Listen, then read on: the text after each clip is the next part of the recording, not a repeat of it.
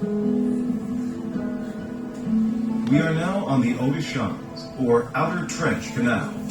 During the 16th century, it served as a defense canal.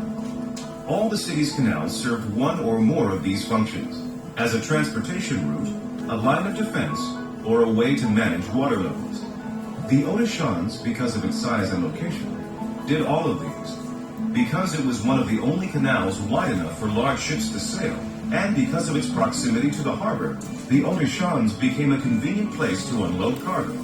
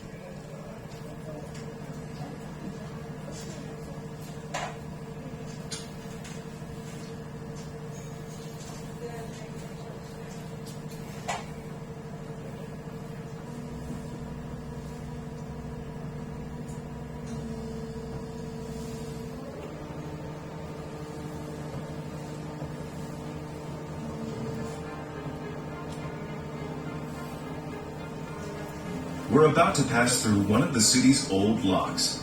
The small, tippy black building was once the lockmaster's house. It's now a pub and cafe full of 17th century charm, stone floors, wooden benches, and exposed ceiling beams. Its outdoor patio is a great place for watching boats on the canal.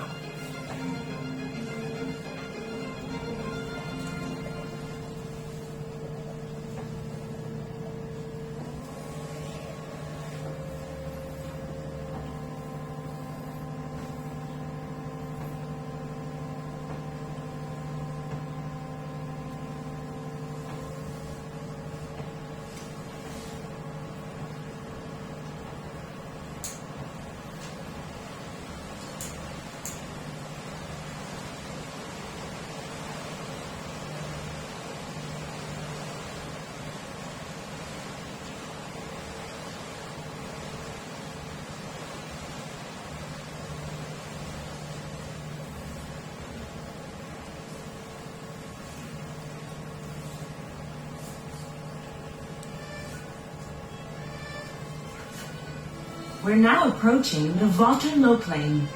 It's located adjacent to the City Hall, the large red brick building.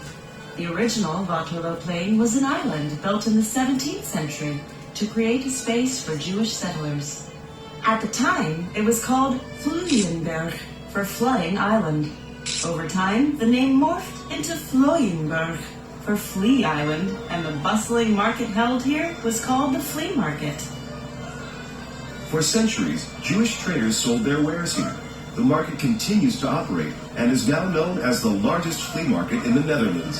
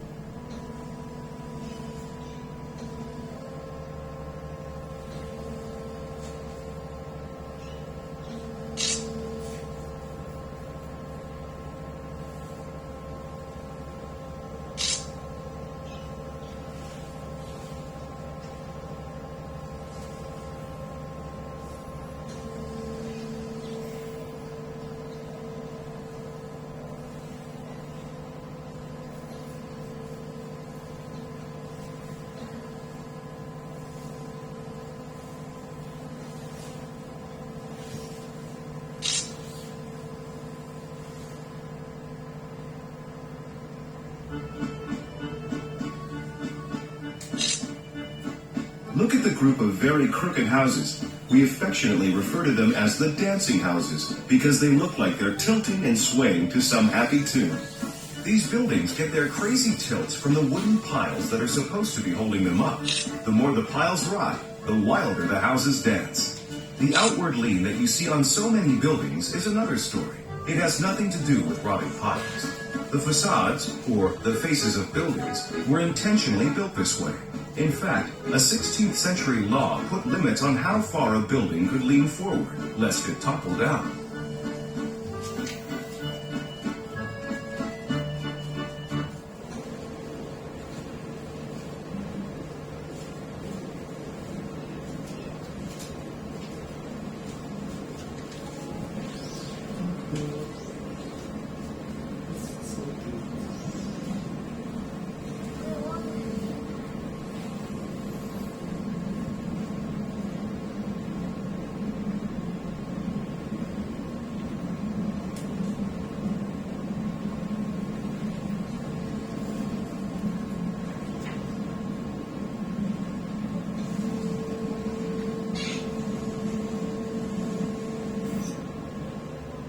Aan deze side you see ook een very nice view.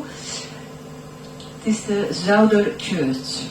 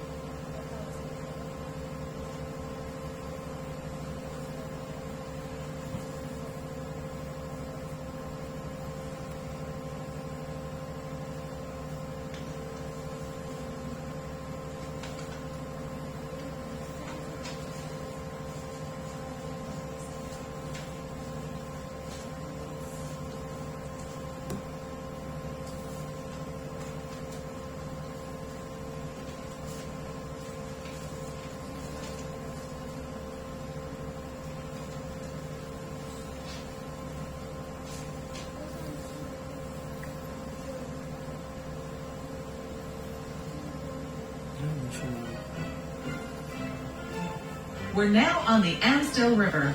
The round white-faced building you see next to the City Hall is the Muziek Theater, or Music Theater.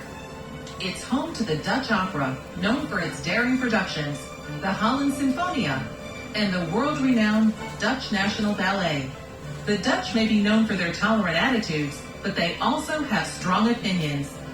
This piece of architecture was met with heavy protests that have since simmered down. In fact, that's how it got its name, Opera. It's derived from the movement against the construction, Stop the Opera.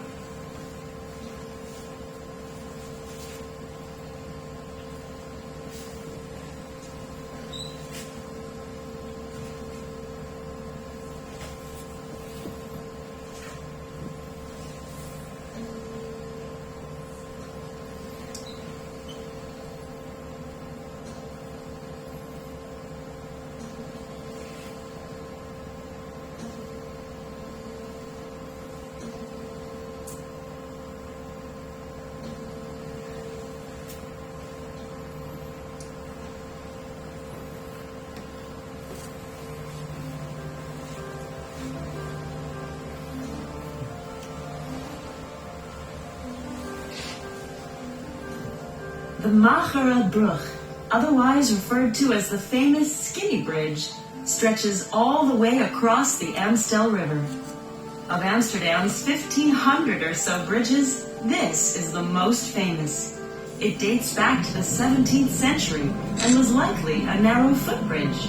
Since then, it's been reconstructed more than once and grown wider with age. Legend has it that whoever you kiss while passing under the bridge will be your true love for life.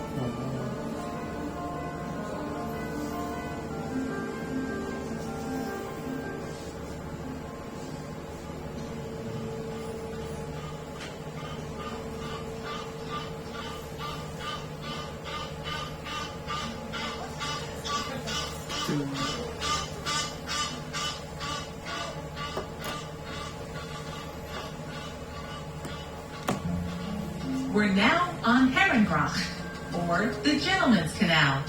It was part of a careful plan to expand the city.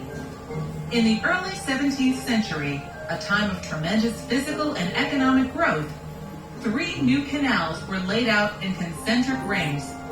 The Herengracht was innermost.